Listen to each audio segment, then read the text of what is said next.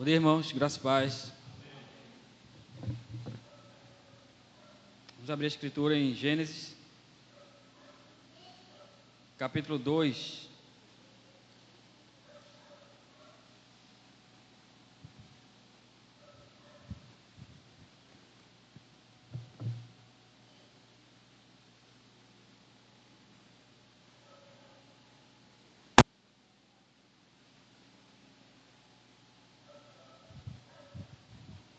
Gênesis capítulo 2. Assim, pois, foram acabados os céus e a terra, e todo o seu exército. E havendo Deus terminado, no dia sétimo, a sua obra, que fizera, descansou nesse dia, e toda a sua obra que tinha, de toda a sua obra que tinha feito. E abençoou Deus o dia sétimo, e o santificou, porque nele descansou de toda a obra que, como Criador, fizera. Vamos orar mais uma vez. Ó Senhor, nosso Deus, nosso Pai, quão amáveis, Senhor, são teus tabernáculos. Podemos, Senhor Deus, afirmar, principalmente nos tempos que vivemos, que não há lugar melhor, Senhor, de estar do que reunidos em Teu nome para Te cultuar, para contemplar, Senhor, tudo aquilo que fizeste por nós em Cristo. Juntos em comunidade, Pai. Muito obrigado, Deus, pelo privilégio de podermos fazer isso juntos no dia de hoje. O dia do Senhor, o dia que o Senhor separou para esse momento. Obrigado, Senhor Deus, por todos aqueles que aqui se encontram. Te peço, Deus, por aqueles, Senhor, que por motivo de enfermidade, por um motivo qualquer, de força maior, não puderam estar aqui, Senhor, não podem estar aqui, mas estão conectados pelo recurso da tecnologia que o Senhor providenciou. Obrigado, Senhor, pelo privilégio. Mais uma vez te agradeço de podermos, Senhor, meditar na Tua lei, Senhor, e encontrar nela, Senhor, a Tua sabedoria para nossas vidas. Encontrar nela, Senhor, a Tua perfeição. E clamar a Ti, ó Deus, que nos ajude a andar segundo a Tua Escritura, segundo a Tua Palavra, para a glória do Teu nome santo, Senhor. Em nome de Jesus. Amém.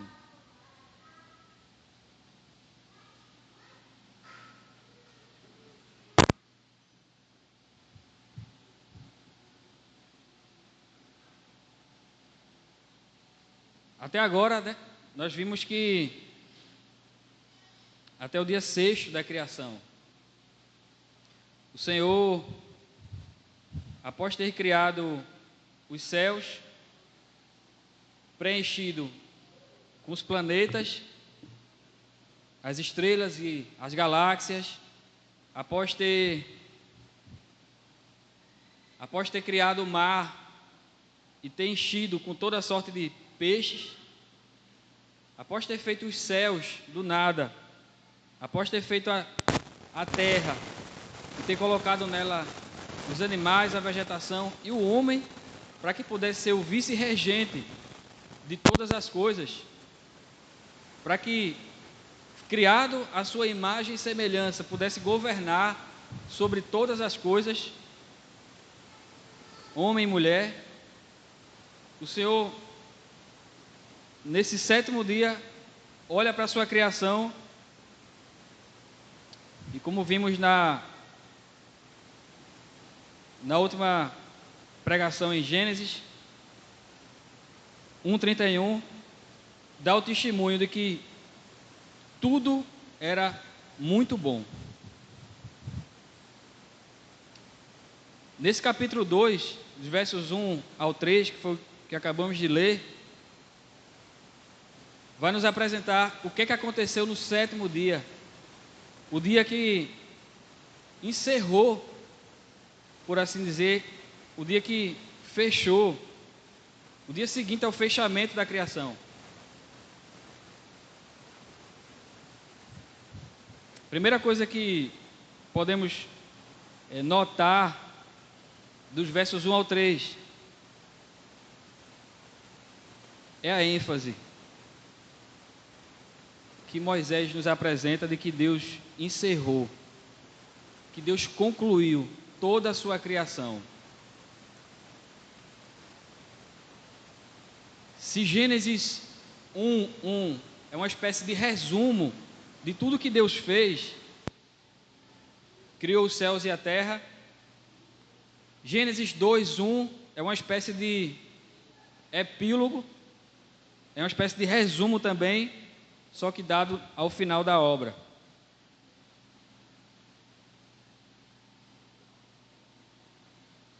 E o resumo que é dado, o relatório é que Deus criou todas as coisas, que foram acabados, concluídas todas as coisas.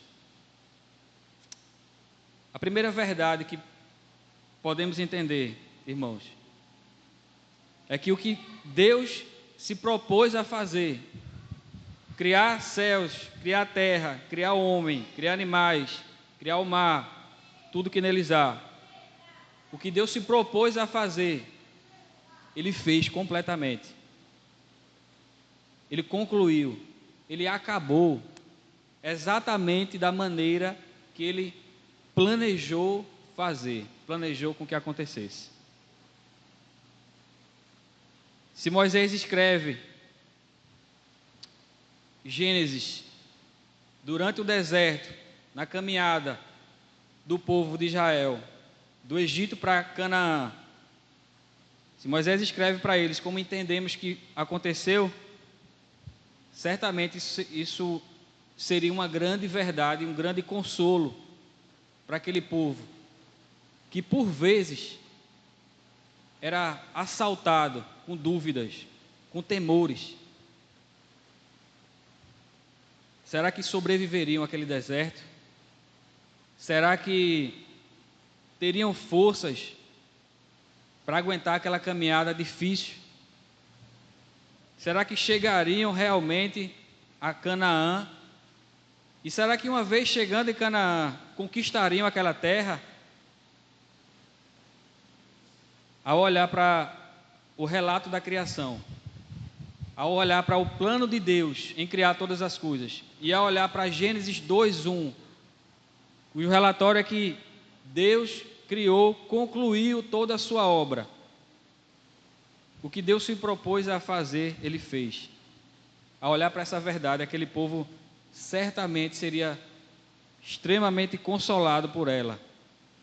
Se Deus tinha prometido a esse povo que eles iriam chegar em Canaã, que eles iam tomar posse da terra, que eles iam destruir, expulsar aqueles moradores idólatras e conquistar toda a terra prometida, eles poderiam descansar, porque o Deus que eles estavam seguindo, o Deus que eles estavam obedecendo pela fé, era o Deus que sempre conclui aquilo que começa. É o que exatamente nós conseguimos ver nesse relato de Gênesis. Mas não apenas aquele povo que peregrinava pelo deserto necessitava dessa verdade, desse consolo. A verdade é que nós, a sua igreja, também, à semelhança daquele povo, somos peregrinos nesse mundo. Somos forasteiros, estamos caminhando rumo à cidade celestial, a Jerusalém, a cidade de Deus, projetada por Ele mesmo. E, da mesma maneira, somos também assaltados na nossa fé. Da mesma maneira, também somos confrontados, somos bombardeados constantemente. Constantemente somos bombardeados com dúvidas. Constantemente olhamos as circunstâncias, olhamos ao nosso redor, olhamos para nós mesmos e duvidamos. Será que vamos chegar? Será que vamos conseguir?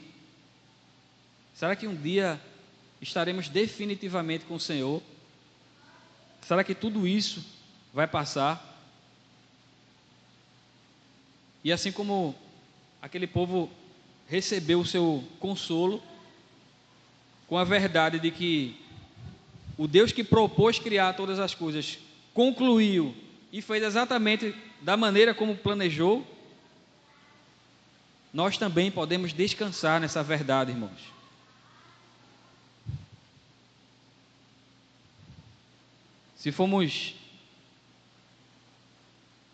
Podemos crer que aquele mesmo Deus que criou céus e terra é o mesmo Deus que antes de criar todas as coisas nos amou, antes mesmo de que cada uma delas fosse criadas.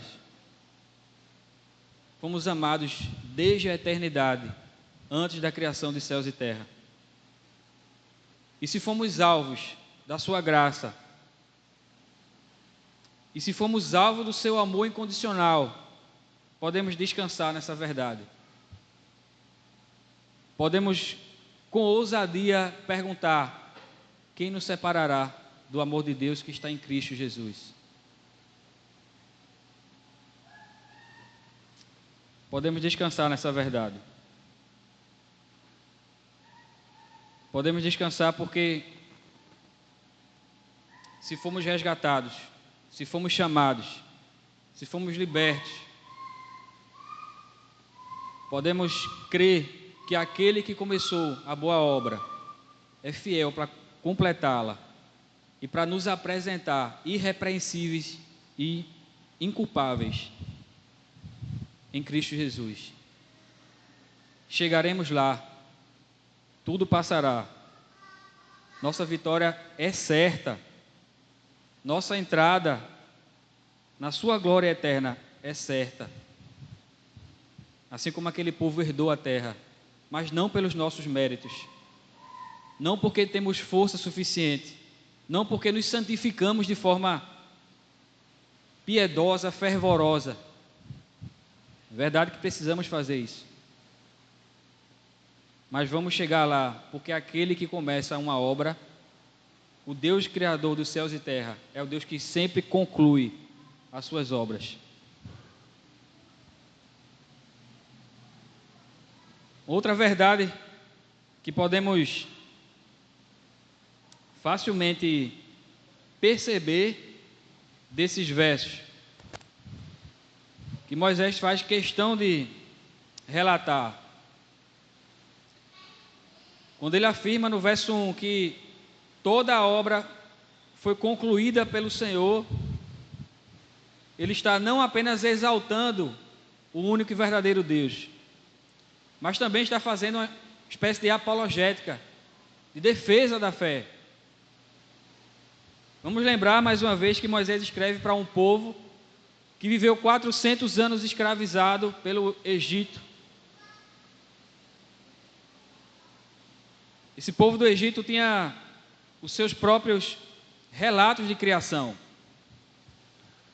Talvez o mais famoso deles era que o deus Amon-Ré emergiu das águas em um ato de autocriação,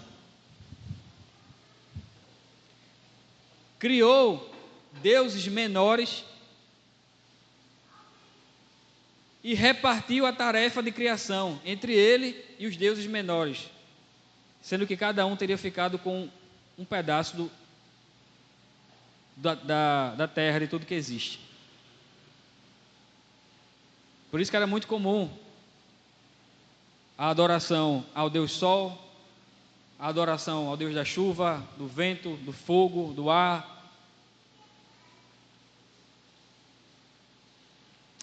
Da mesma maneira, eles estavam indo para Canaã, saíram dessa cultura idólatra, com a cosmovisão errada sobre a criação, e estavam indo em direção a Canaã, que era o outro povo que também possuía os seus próprios relatos de criação. Talvez o mais conhecido deles seja que há uma briga entre deuses. Depois dessa briga, há um dos deuses morre, o Deus vitorioso junta o sangue do Deus derrotado, mistura com barro e cria um homem para que ele sirva aos propósitos egoístas desses deuses. Era isso que Israel estava aprendeu no Egito, e era isso que estava para acontecer em Canaã. Era esses relatos que eles iriam se deparar em Canaã. E Moisés faz questão de dizer no verso 1: foram acabados os céus e terra, e todo o seu exército, tudo criado por um único Deus.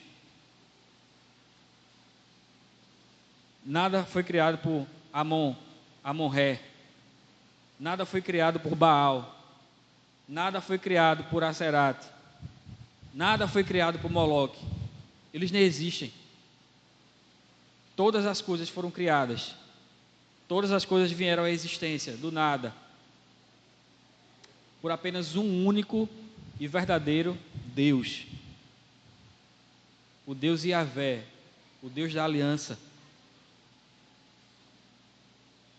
Por isso que é o único digno de louvor, adoração e confiança.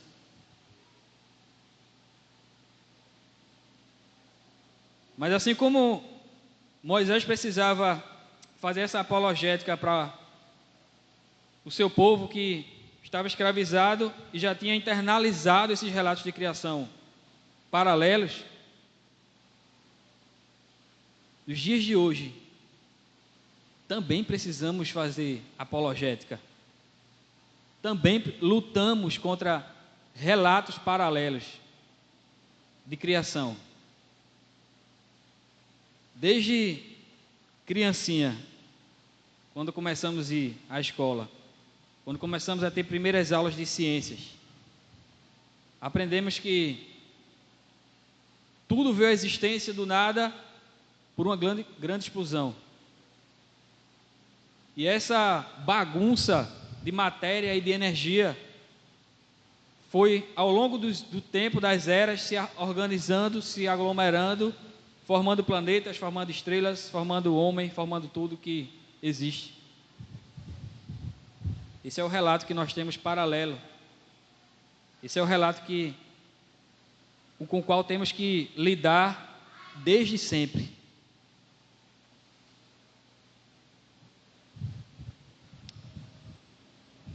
O relato que completamente contrário à Escritura, que acabamos de ler, é que o Senhor criou todas as coisas do nada, e que no dia sétimo o seu testemunho é que todas as coisas estavam acabadas, concluídas.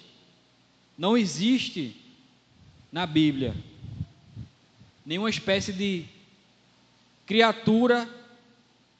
criação em evolução. Não existe criação em processo. Tudo que foi feito perfeito, segundo o caráter do Deus que fez todas as coisas. Mas o interessante é que a própria ciência é que desmente toda essa história de evolução. A segunda lei da termodinâmica afirma que é impossível um sistema isolado qualquer evoluir da forma desorganizada para a forma organizada. Ou seja, a própria física contradiz o que em outro lugar é afirmado na própria ciência. É impossível o caos, a bagunça, a desordem evoluir espontaneamente para a ordem. O que essa lei está querendo dizer é que se o universo tivesse realmente surgido do nada, toda a matéria desorganizada, seria impossível que ao longo de anos, milhões e bilhões de anos, tudo se organizasse espontaneamente até chegarmos à matéria organizada que temos hoje. A própria física faz apologética a essa mentira da ciência. E isso acontece porque quem criou a física é o mesmo que criou todas as coisas.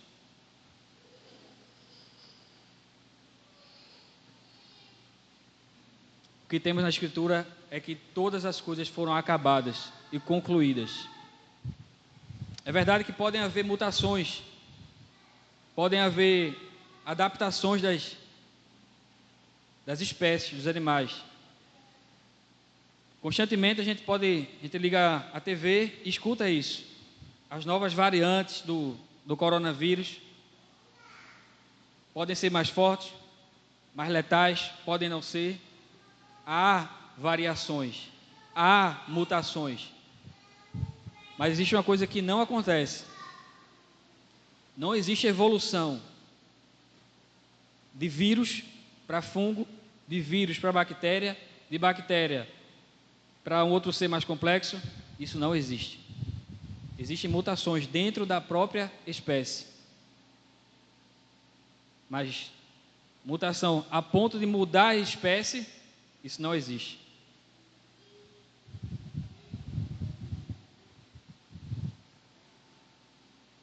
Tudo foi criado, amados. Pronto, perfeito. No sexto dia, tudo foi concluído. Exatamente da maneira como Deus queria que fosse concluído. Não existe evolução. Não existe processo evolutivo algum. Mutações não são evolução. São apenas adaptações.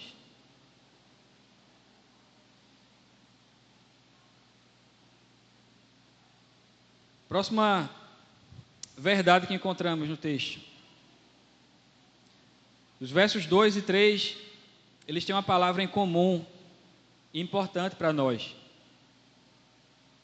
Eles nos dizem que após Deus ter concluído toda a obra, Ele descansou esse dia. Assim como no verso 3, na parte B, também somos informados que Ele descansou nesse dia.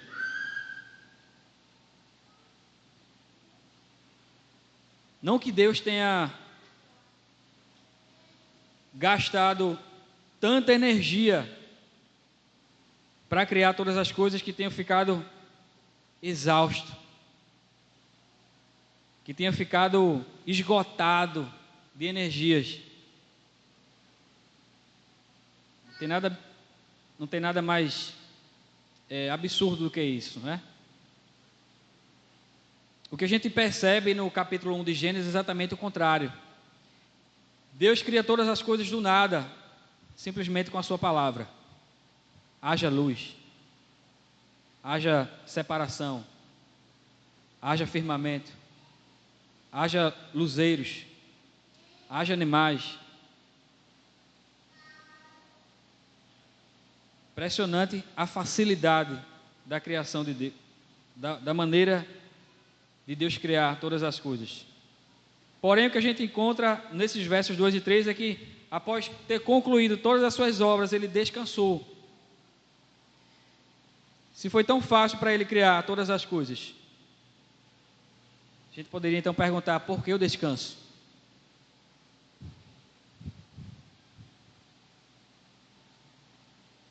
Como já vimos, isso não quer dizer que Deus ficou esgotado após a criação.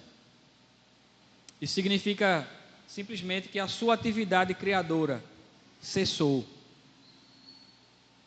A partir do sexto dia, onde todas as coisas foram concluídas, não há mais criação de novas espécies.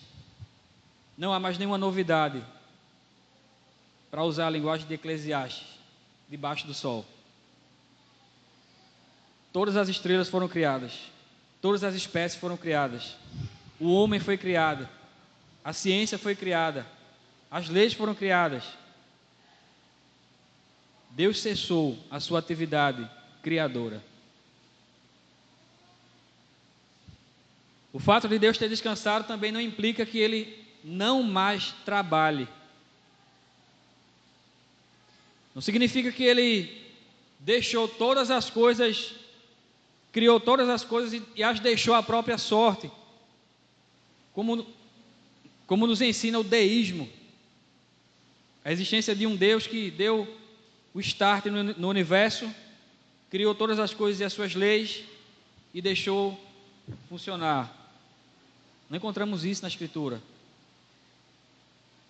Deus não disse algo do tipo: fiz a minha parte, criei todas as coisas, fiz as leis, olhou para o homem e disse: agora é com vocês, toquem o barco aí e vejam o que vai dar. Muito pelo contrário. O que encontramos em toda parte da Escritura, Gênesis e Apocalipse, é um Deus que interage constantemente com toda a sua criação. Talvez o intervalo da Bíblia que a gente mais possa ver essa interação, um bom resumo, seja dos Salmos 145 ao 147. Ele cobre os céus de nuvens, Ele concede chuvas à terra, Ele faz crescer a relva, Ele dá alimento aos animais, Ele defende a causa dos oprimidos, Ele dá alimento aos famintos, Ele liberta os presos, dá vista aos cegos, defende a causa dos oprimidos, dá alimento aos famintos, liberta os presos, dá vista aos cegos, levanta os abatidos, protege o estrangeiro, o órfão e a viúva, frustra o propósito dos ímpios. E tantas outras coisas que nos mostram um Deus que interage constantemente com a sua criação. No Novo Testamento encontramos a declaração do próprio Cristo: meu Pai trabalha até agora e eu também. Isso ele se referia aos seus atos de bondade para com os necessitados. A ocasião era de uma cura num dia de sábado. Deus criou todas as coisas. E Deus cuida, e Deus sustenta todas as coisas a cada instante de tempo.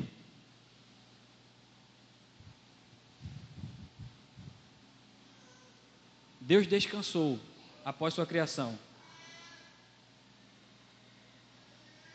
E agora o seu trabalho é de sustentá-la pelo mesmo poder com quem criou.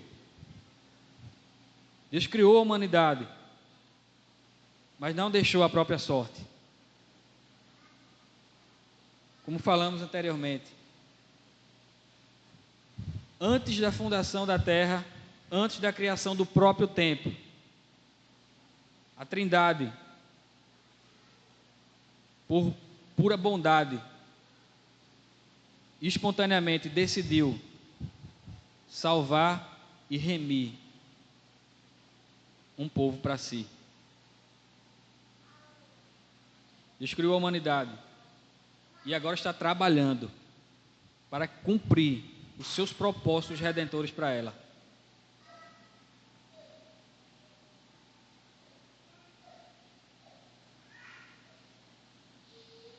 É o que vemos na Escritura.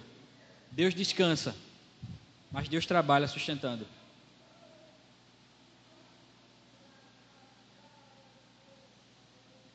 Só de passagem, só um comentário, parêntese. É por isso que a preguiça é um pecado tão condenável na Escritura, especialmente no livro de Provérbios. A preguiça ela não afeta apenas o preguiçoso, ela não afeta apenas quem está ao redor do preguiçoso.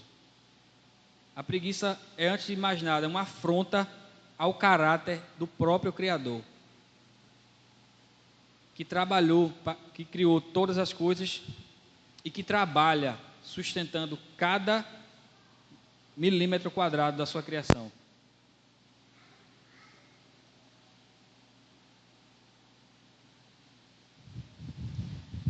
Mas além desse aspecto do descanso de Deus,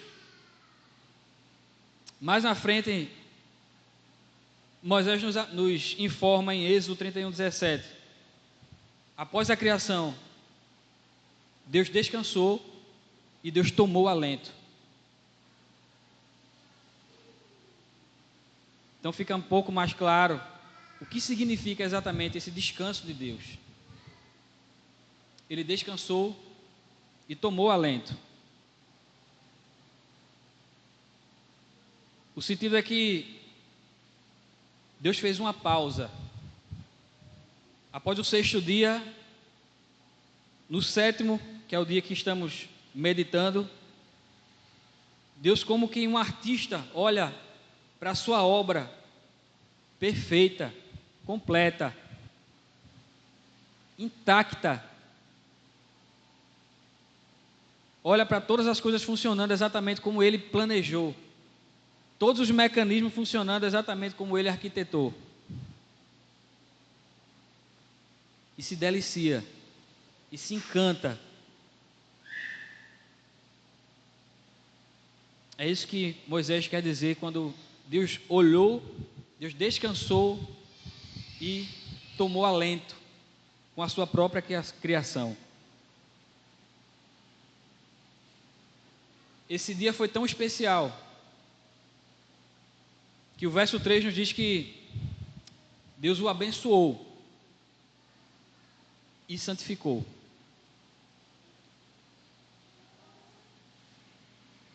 Logo a gente entende que a instituição da semana de 7 dias não foi uma invenção humana, não foi criação da mente, da cabeça de ninguém, nenhum ser humano. A contagem do tempo para um dia são 24 horas. É o tempo que um ponto na Terra... 24 horas é um tempo que um ponto na Terra leva para girar em torno de si, para completar uma volta em torno de si. Os meses são determinados pela rotação da Lua. Uma volta, a Lua leva um mês, 31 dias, para dar uma volta completa em torno da Terra. Os anos são marcados com a volta completa da Terra em torno do Sol. Mas a semana de 7 dias é criação de Deus. Ele criou todas as coisas em 6 dias. E ao 7º descansou de todas as suas obras. Abençoou o dia e santificou o dia.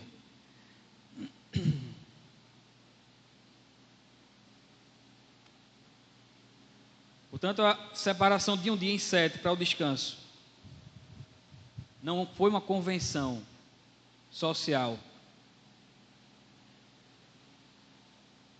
Se podemos andar na rua hoje aos domingos e encontrar vários estabelecimentos fechados, isso não veio da mente dos sindicatos, isso não veio dos comerciários, isso não veio dos escravos, isso não veio de outra fonte que não seja o próprio Criador dos céus e terra.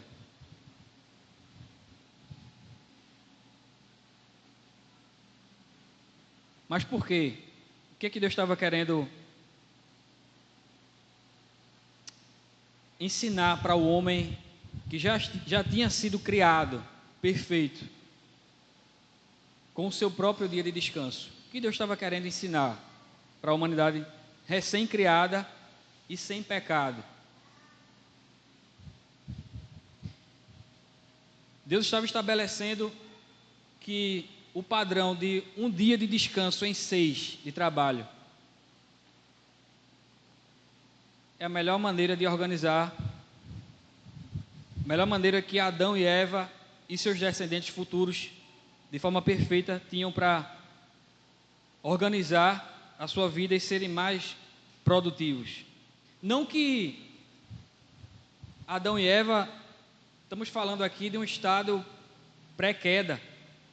Não que eles necessitassem de um dia, estavam muito fadigados e precisassem de um dia, separar um dia na semana para dormir um pouco mais. Separassem um dia na semana para deitar na grama e ficar olhando o sol e as estrelas. A ideia de trabalho antes da queda é extremamente diferente da que temos hoje. O trabalho de Adão e Eva era cuidar de um jardim.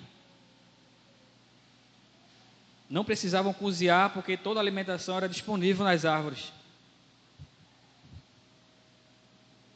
Talvez seja até difícil chamar cuidar de um jardim que já é perfeito de trabalho, não é verdade? Talvez para Adão essa palavra trabalho fosse, certamente, talvez não, bem diferente do que entendemos hoje por trabalho. Era algo que ele definitivamente não se cansava. Tinha extremo prazer em cuidar daquele jardim, junto com a sua companheira, auxiliadora.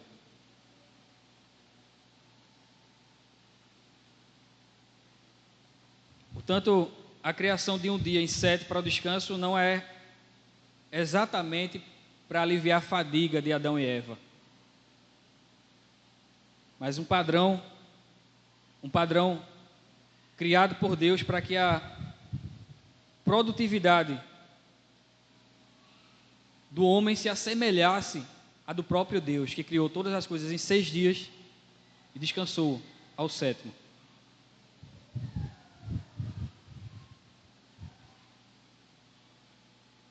Como diz o pastor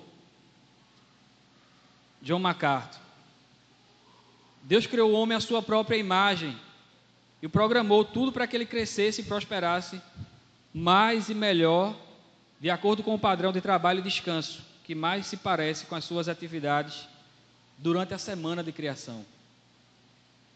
Só mais tarde, depois da queda,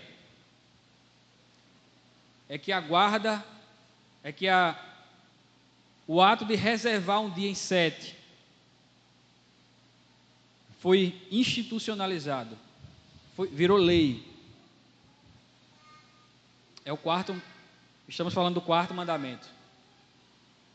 A guarda do sábado para o santificar.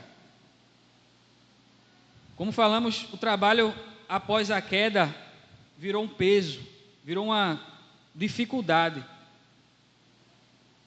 Quando Deus fala para Adão que do suor do rosto ele comeria, isso dá a entender a grande dificuldade que ele teria de limpar cardos e abrolhos que a terra começaria a produzir. Haveria uma fadiga física e a necessidade real, mais do que nunca, da guarda de um dia para descansar o corpo e mente. Por isso que o 4º mandamento foi dado. Uma das razões era essa, que Deus tinha em mente. Lembrar seu povo, lembrar a humanidade que ela precisa de descanso. Ao mesmo tempo lembrar que vivemos pela sua força e não pela nossa. O mandamento, ele começa dizendo: lembra-te do dia de sábado. Significa recordar algo que tradicionalmente já vinha sendo feito. Lembra-te, não no sentido apenas uma recordação vaga, mas uma recordação que se transformasse em ação.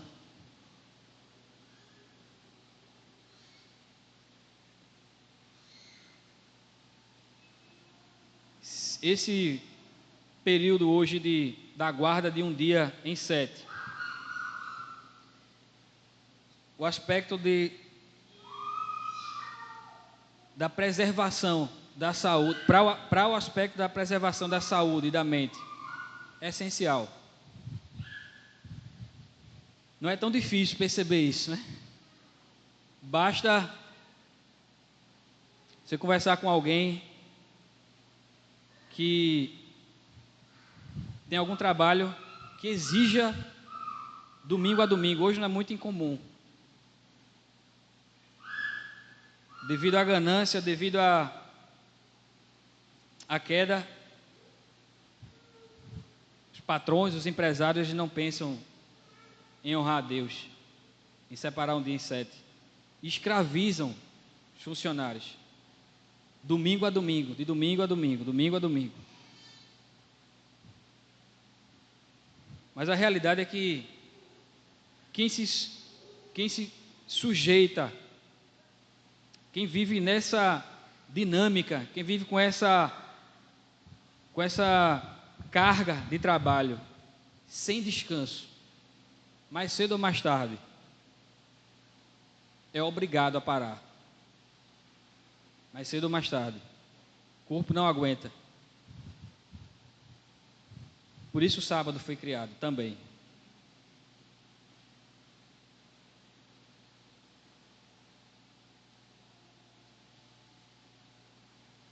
Isso é providência de Deus. A grande questão é: temos nos organizado de forma a guardar esse dia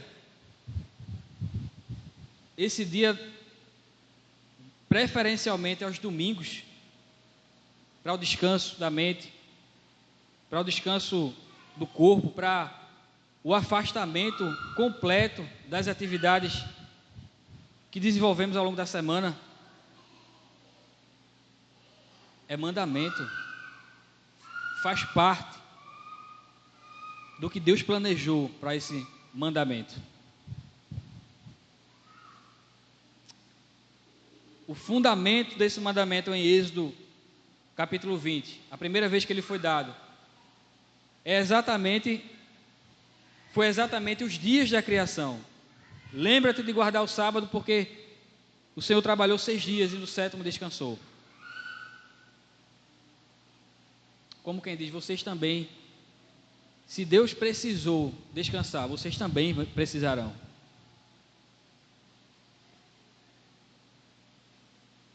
Em Deuteronômio 5,15, curiosamente, é a repetição dos 10 mandamentos. O povo está prestes a entrar em Canaã e os 10 mandamentos são repetidos. Mas acontece algo diferente da primeira vez que eles foram dados. O que lemos é que Deus nos diz: lembra-te de que foste escravo na terra do Egito. Lembra-te de guardar o sábado, pois fostes escravos na terra do Egito. Agora a lei fundamenta a guarda do sábado não nos dias da criação. A lei fundamenta a guarda do sábado na obra redentora de Deus em libertá-los da escravidão do Egito e os levar até Canaã. Se antes Deus chamava a atenção para que a guarda do sábado acontecesse, para um descanso físico e mental também, agora Deus fundamenta a guarda do sábado por algo que tinha sido feito por eles, que era a libertação do Egito.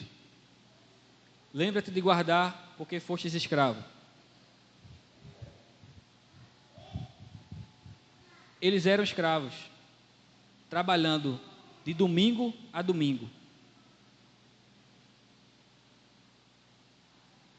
para fazer as grandes construções de Faraó, para atender os caprichos de Faraó, sem feriado, sem hora extra, sem férias, sem licença maternidade,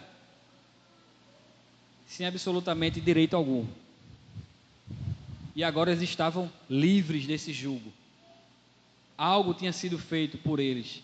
A grande libertação tinha sido feita por eles, para eles.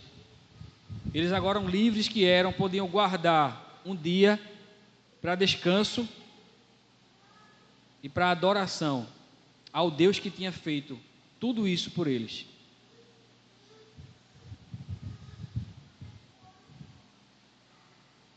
Essa também é uma das motivações que precisamos ter em mente para a guarda do dia de descanso. Quem éramos nós? Escravos. Andávamos sob o jugo do pecado, do Senhor chamado pecado, satisfazendo todas as suas vontades. Andávamos sob o jugo do diabo, da potestade do ar. Gemíamos dia e noite com o peso da culpa pelo pecado, com medo de Deus, com medo da morte, com medo do juízo, com medo do que vem depois.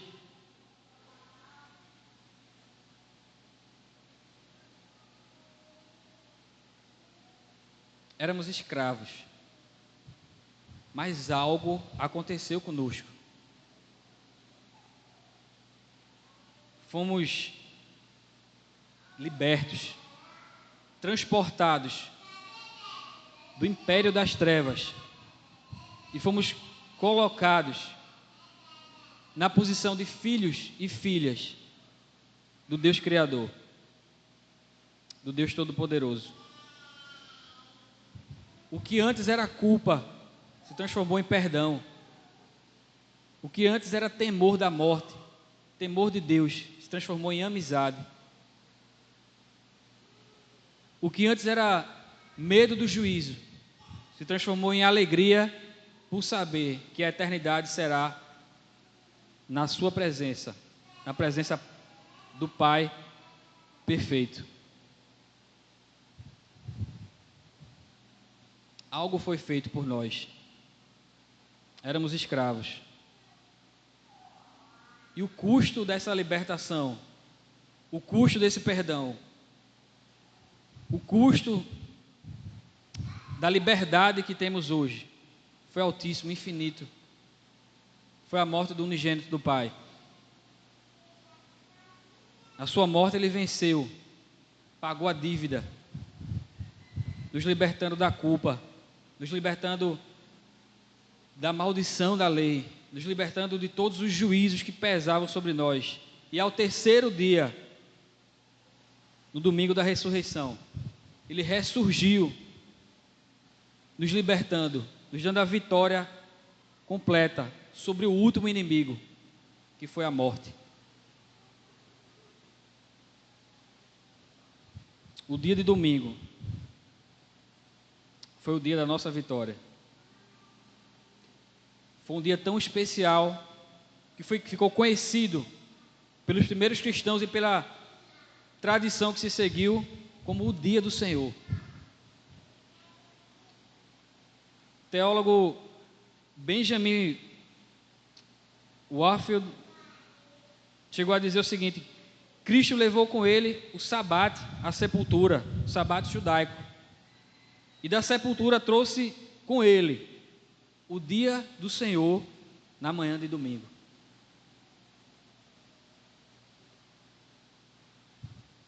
O dia da ressurreição foi o dia em que Cristo transformou em realidade aquilo que fora dado como sombra no quarto mandamento.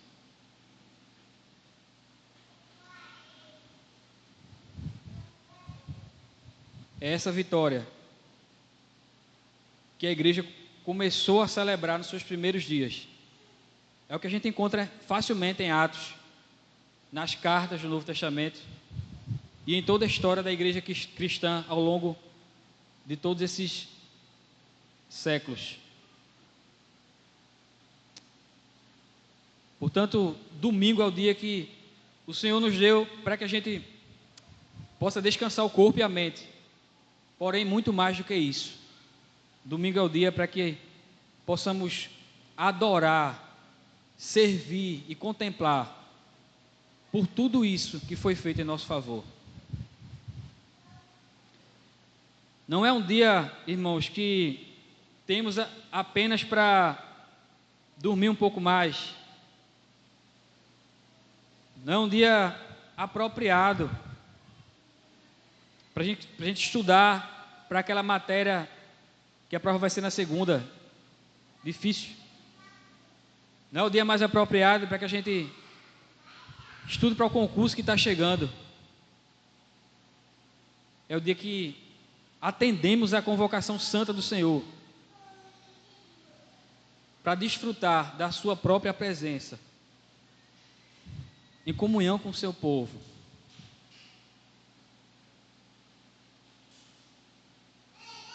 E não é opcional, não é dado a nós como escolha entre fazer e não fazer. Não depende do estado em que acordamos, do humor que acordamos. Ainda assim, continua mandamento. Deus nos ordena a guardar esse dia para o descanso físico e para alimentar a alma daquilo que mais importa na nossa vida, Ele mesmo. O mais interessante do culto é que somos ordenados a fazê-lo. Somos obrigados a fazê-lo. Mas o mais interessante é que somos infinitamente recompensados por esse ato que fazemos pela fé. Sobre isso, achei muito interessante que o pastor Emílio Garófalo comentou. No culto, Deus se encontra conosco, resfria os nossos corações atribulados, ao mesmo tempo que aquece nossos corações embrutecidos. Ele nos ensina por sua palavra lida, pregada e cantada, ao mesmo tempo que nos encontra nos sacramentos em sinais sensíveis. No culto, Deus recalibra os nossos corações. Somos chamados a fazer como uma obrigação de serviço, com todo esse benefício, por pura bondade e graça daquele a quem prestamos o culto. Você gosta, meu irmão, de adorar a Deus? Sente prazer em vir se reunir junto com o povo de Deus? Ou preferiria uma outra programação diferente aos domingos? Diante de tudo que Deus fez por nós em Cristo, qual o sentimento, nosso sentimento, quando vai chegando o domingo, quando amanhece o domingo? Será que é glória a Deus, mais um dia de reunião com o seu povo, mais um dia em que eu vou experimentar um pouco daquilo que vamos viver pela eternidade, que é o culto a Deus? Ou será que os primeiros pensamentos são: para onde é que eu vou? Qual o lugar diferente que eu posso ir que não seja o culto?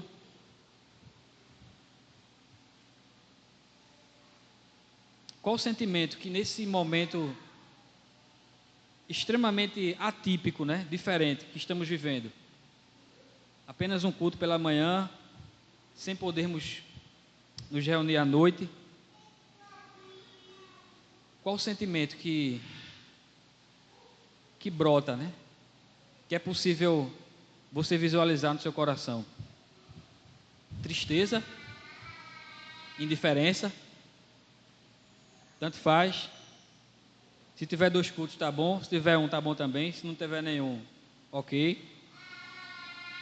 Ou realmente há um pesar? Há um pesar por não vir louvar a Deus junto com o seu povo, adorá-lo, ouvir a sua voz e participar do sacramento?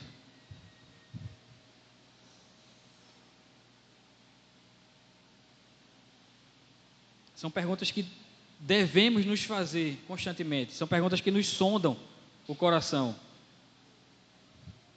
Somos convocados a cultuar aquele que nos salvou, que nos libertou, que nos amou desde a eternidade. E qual o espírito que estamos vindo fazer isso? Um detalhe que é importante é que a nossa atitude, o nosso pensamento com relação ao culto, muito provavelmente será o mesmo pensamento que vai se firmar nos nossos filhos.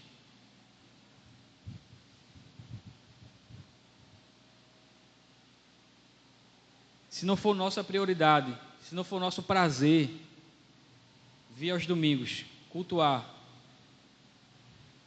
se não for nosso prazer fazer isso semana após semana, se ficarmos inventando programações, se ficarmos nos esquivando de nos reunir, não deve ser surpresa que alguns anos mais na frente a indiferença e até mesmo a rejeição da fé cristã aconteça no coração dos nossos filhos. E aí talvez seja um pouco tarde. Talvez você possa estar pensando, mas eu trabalho muito, minha rotina é muito puxada, domingo eu quero descansar um pouco mais, dormir mais, quero fazer um almoço, quero sair, quero ir no shopping, numa praia.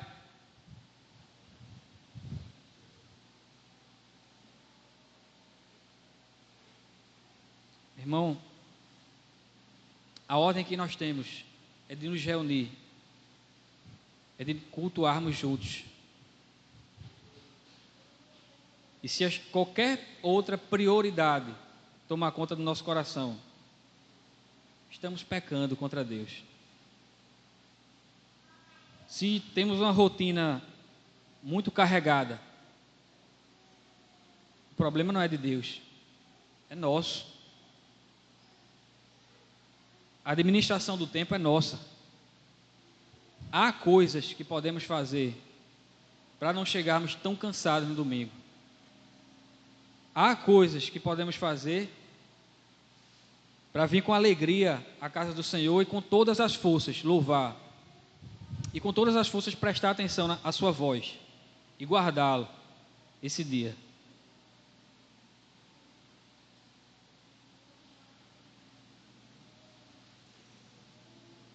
Jesus chegou a dizer: se o teu olho te faz pecar, arranque e lance fora. E o que eu posso dizer para você e para mim mesmo?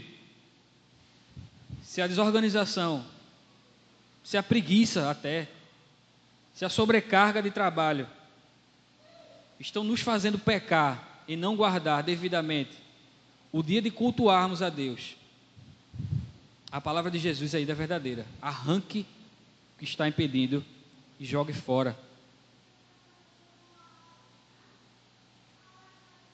O sábado, o domingo melhor.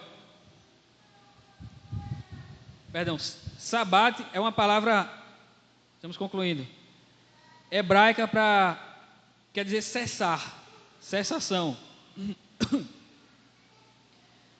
É o dia de cessação. É o dia de parada.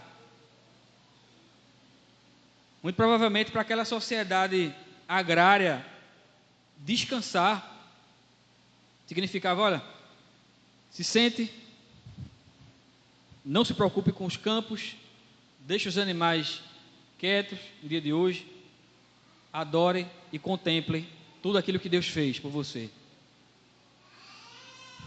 Para nós, no século 21 pode ser: não responda a nenhum e-mail de trabalho, não responda a nenhum zap do grupo do trabalho, da empresa, não ocupe a mente e o tempo com aquilo que é temporário, importante, mas temporário.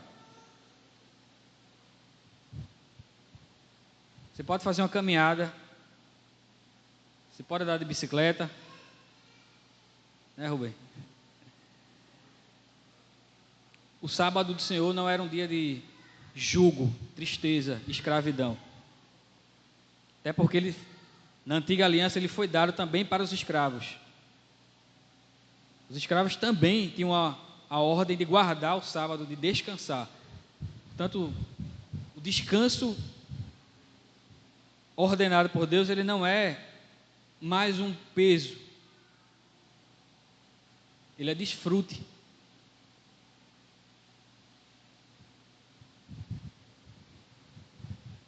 Para terminar, nós notamos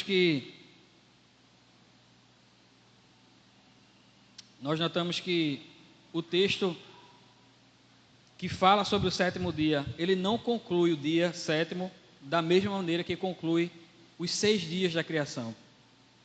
Nos 6 dias da criação, normalmente começa dizendo Deus chamando a existência do nada, Deus separando as coisas e havendo manhã e tarde. Deus chama do nada, Deus separa, e há manhã e tarde após o fim do dia. No sétimo dia, o verso 3 acaba a descrição do sétimo dia e nos informa, e não nos informa que houve manhã e tarde. O dia de descanso, o que nos leva a entender exatamente isso. O dia de descanso e santificação, que Deus separou para descanso e santificação, para Ele não tem fim. Significa que o descanso de Deus não tem fim. É esse descanso infinito que Ele deseja que o seu povo habite, segundo o autor aos Hebreus. Segundo esse mesmo autor, alguns em sua rebelião nunca entraram nele. E na sua ira Deus jurou que seu povo rebelde não entraria nesse descanso. Porém, para aqueles que creem, diz o texto, resta um descanso sabático. A grande pergunta é: como fazer para entrar nesse descanso sabático?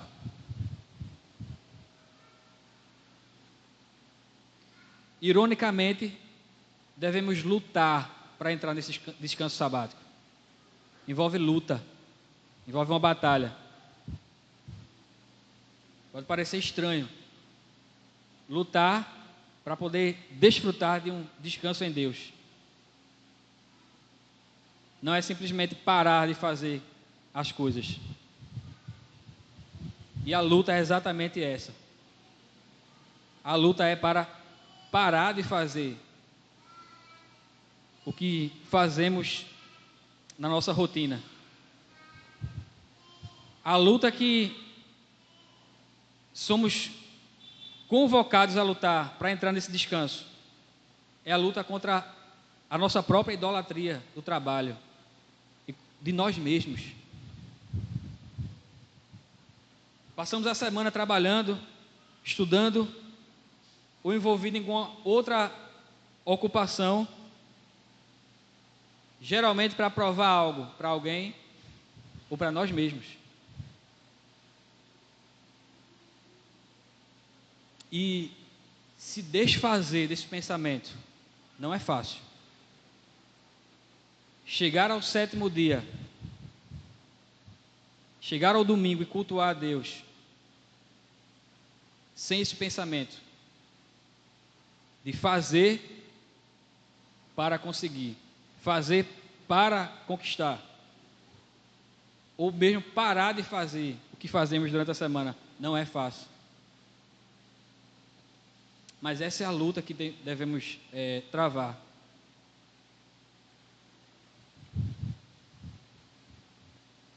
Quando chegamos ao domingo, o domingo serve para isso. O dia do Senhor serve para isso. Para nos lembrar que não precisamos provar nada para ninguém. Que o que fazemos, o que cantamos, o que oramos, o que servimos, o que adoramos, não é para provar ou para conquistar nada. Pelo contrário, é exatamente porque já fomos conquistados, porque já fomos libertos, que fazemos isso. A cruz, ela já foi suficiente para provar o nosso valor, o quanto já somos amados e valorizados pelo Criador.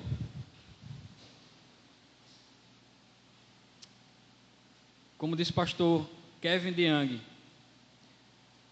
o descanso sabático é fazer de Jesus Cristo o centro de quem somos. Significa deixar de buscar a aprovação nos outros, interromper a busca tola por nossa própria justiça e confiar que a saúde, a força e a vitalidade e a liberdade verdadeiras só podem ser encontradas quando cessamos nossos labores, descansamos em Cristo.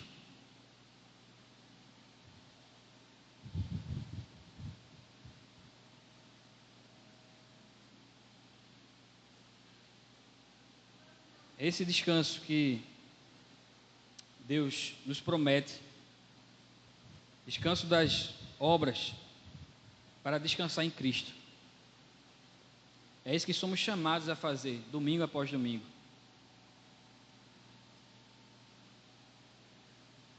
E nos lembrar daquilo que virá adiante na eternidade.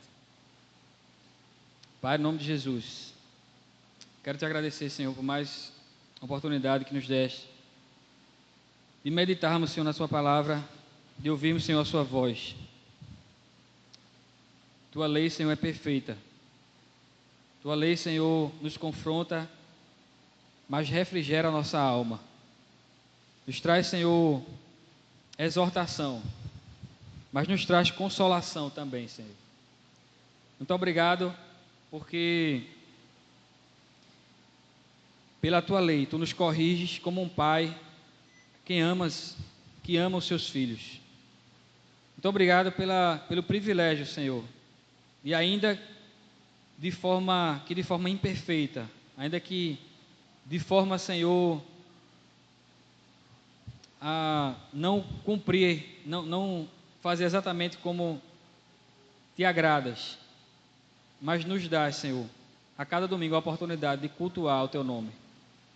Fazer isso, Senhor, em comunidade, fazer isso em comunhão com o teu povo.